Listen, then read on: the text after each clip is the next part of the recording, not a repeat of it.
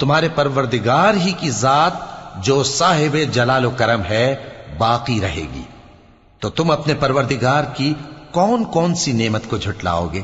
آسمان اور زمین میں جتنے لوگ ہیں سب اسی سے مانگتے ہیں، وہ ہر روز کسی نہ کسی کام میں ہوتا ہے، تو تم اپنے پروردگار کی کون کون سی نعمت کو جھٹلاؤ گے؟